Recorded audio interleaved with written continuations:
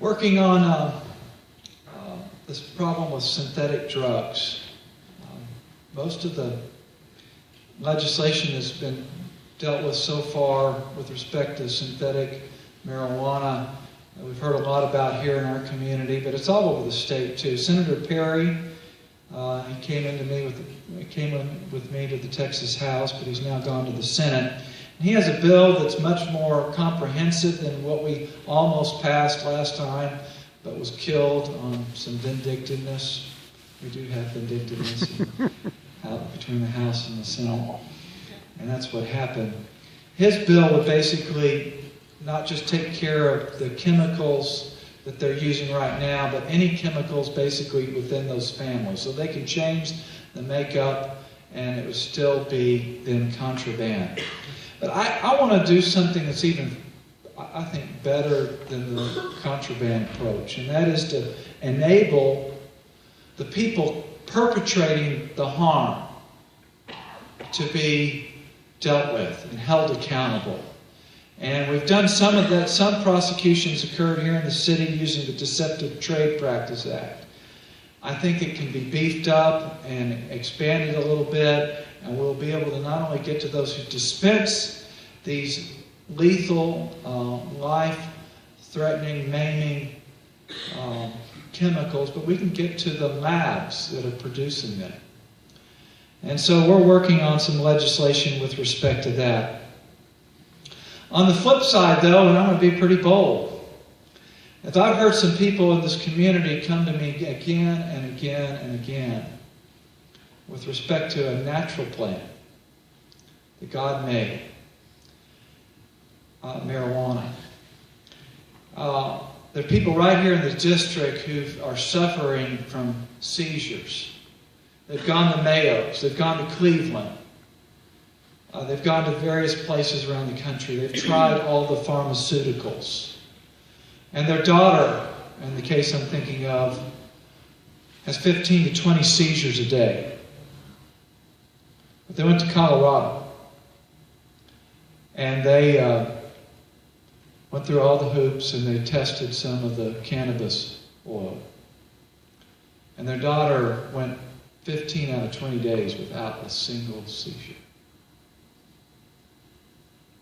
I don't think the government should have any business in really keeping us from things that are natural, that God has made, and that some people have been smart enough to help people with. And so we're looking at that issue and studying it, because this man and his daughter have come back to Longview. And if they're taking those drugs, that medicine, that natural plant, that oil that's helping their daughter, they're a criminal.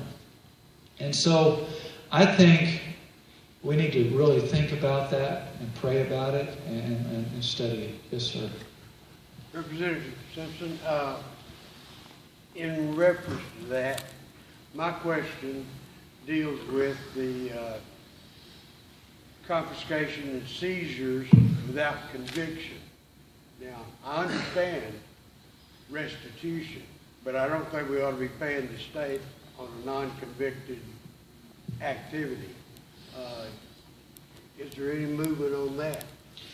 I do believe there's a lot of support for it, but it is a big, powerful weapon or tool, as law enforcement likes to refer to it. And there's much resistance on their part. I agree with you. I do not think it should be easier to take someone's property than it is to convict them of a crime. And so we have protections in place, but they pursue seizures and forfeitures very differently than a typical criminal conviction and charge. In fact, many times you can, not here, but other places, they actually can seize the property, go through the legal procedures, and it's forfeited without a charge ever being filed. Or if one is filed and it's dismissed, property is long gone and sometimes or not returned. I was thinking about the situation with that man and his daughter. I mean, if law enforcement was to get really rambunctious, Take their house. Yeah. We want the government to punish the wrongdoer, but we want it to not become the wrongdoer. They may think that the cash that they found was with drug, but we need to prove it before a jury if need be. And so I do support forfeiting the ill-gotten gains of criminal activity and making that restitution, but it should be after a charge and a conviction. But you have to understand, law enforcement has been, it's a great tool because they get to share in those proceeds. And it does help fund their departments. And even in North Carolina, where they do not have civil asset forfeiture laws, they go around it and they work with the feds to obtain some of that money in the equitable sharing program. Any other questions or about civil asset? I have a question for you. Yes, ma'am. I have heard that the legislature intends to change Texas retired teachers' TRS care health insurance. Is there any truth to that? And if so, how? Will the coverage be lowered? If so, will the premiums remain the same? Is there a chance the premiums are going up? I'm not privy to what you've talked about. It was a big issue last time, and we sought to make some changes. I think made some good steps in the right direction there. All of our insurance has gone up. I doubled my deductible. My insurance costs went up about 57% for the affordable health care. So-called. So I wish I could answer you more definitively. I'm not on that committee. We will be looking at it and certainly studying it. We welcome your input. You're not the only person that's spoken to me about that. As a retired teacher, it really is going to bring a hardship because I live on retired teacher income. Yes. I support fulfilling our commitment and what we've made. If any changes are made, they should be prospective and not retroactive. And so that going into it, the teachers will know what they'll be receiving. I believe in keeping our contracts.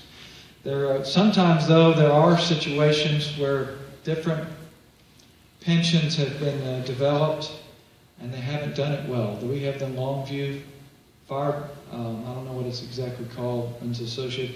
It's better than it was, and it's not an infinite amortization, but it's about 40 years from being solvent, and it's a problem.